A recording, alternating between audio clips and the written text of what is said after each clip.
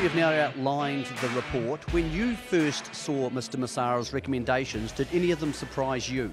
No. We talk about tracks and the closure of tracks. The number 48 to 28 didn't surprise you? No. Because the reality is we've made sure that there are tracks in every region of this country. But we've got far too many. They're far too expensive. Too many clubs are beside themselves trying to keep on functioning. Why don't we face the fact that rationalisation would make a lot of sense? And these clubs will all be preserved, will all be better off, but they may have to have their race down the road, like many clubs that used to be around are still doing now. The outsourcing of the Racing Board's gambling licence would seem to be one of the key components of this. If those negotiations with overseas partners don't get the return you are happy with, and we do not find a partner who is economically suitable, what happens then? Well, we're not going to this and plan to fail. So if, for example, we weren't given enough money to outsource that licence? You ever tried ploughing a paddock with a draft horse and looking backwards? You won't be going very straight. We're looking straight ahead. We intend to succeed here. We've got confidence that we'll find someone or some partner, and very quickly. You've spoken about RETA, the transition organisation to help us go from one form of racing to another form of racing governance. Where do you see that, or when do you see that taking over from the New Zealand Racing Board as it stands at the moment? Well, as soon as we can get it established. Now, you will find here there's nobody going to be standing up here in any of these codes shouting out for the preservation of the Racing Board. They know it doesn't work. They know that the statutory model and all the rules have been written for bureaucrats and politicians, but they have most definitely not been written for the industry, and we need to fix that up. You've spoken in the meeting before about the need to have a lot of this underway in a finalised report before the budget next year. Would you see the New Zealand Racing Board under its current governance gone by that stage? Well, I can't say that, because what I'm trying to do is get together this various stages, and we're working on it now, by which we can make these reforms happen. But they all lead to a budgetary outcome next May. But of course, all the negotiations for that will be well over by the end of March, so we want to get ready by that time. The money you say that will come back from the industry, from the government or from Treasury, and you're going to appeal for the $13 million, is that being labelled for any one thing, or is that going back into a general pool? Well, it'll go back to where, it will be the case of it not being extracted from where it shouldn't be extracted in the first place. It won't be going back, it won't be taken out in the future.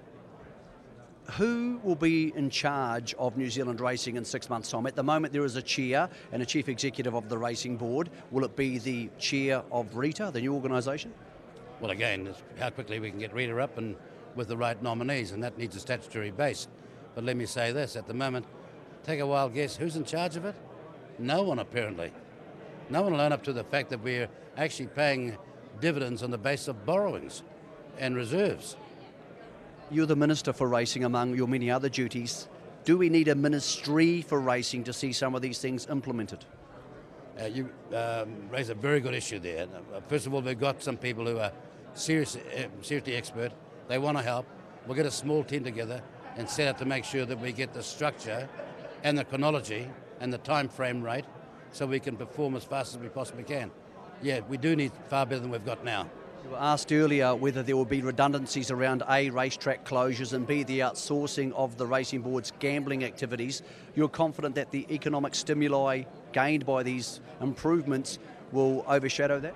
There'll be far more people employed in the future with a successful, thriving industry where owners get a fair return, and owners are critical after all, than we've got now. It'll be far greater employment.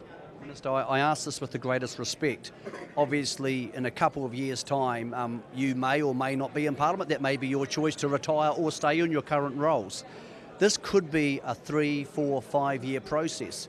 If you leave Parliament, who's going to run it? Who's going to be the person who helps foresee this if you're not around to be part of the next government? Well, look, we've got over 2 years to go. That's number one.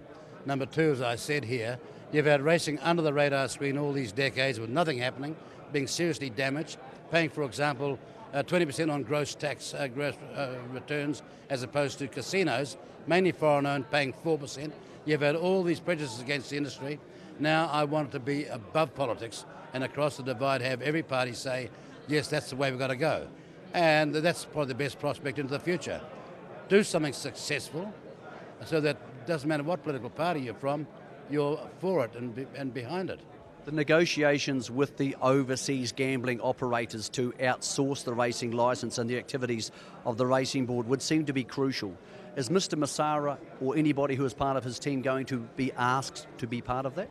Not Mr. Massara at the moment, and he hasn't said so, but I do know that we have significant experts who could act independently for us to get the best outcome. That's what we've been intent on doing, making sure we've got the kind of people who will do a good job for New Zealand exclusively. Some of the racetracks which are suggested to be closed around the country include one close to home, Avondale. If the industry came back to you and said, we have very good reasons not to want to close this, would you go against the report and suggest they are not closed? I'd tell you to get a drone or a helicopter, travel around the complex, the buildings of Avondale, and tell me whether or not you're seriously intending to keep that going. Have a good look at it. It's an absolute disrepair, absolute neglect, when we know Ellerslie could be, Avondale could be successfully running as a club out of Ellerslie. Minister, my last question for you. When do you see the racing industry, whether at your highest level or at the lowest level, engaging with the customer to ask how they feel about the outsourcing of the racing board and, of course, more importantly, the closing of some of the racetracks, the actual people who do the punting? Well, I tell you what the punter wants. He wants a fair go. And they're going to get a far better go out of this than anything that they've got at the moment. So it's not a matter of consulting with them. It's a matter of having consulted with them and owners all around New Zealand, and they both, owners and punters, want a fair suck of the sav, as the Aussies say.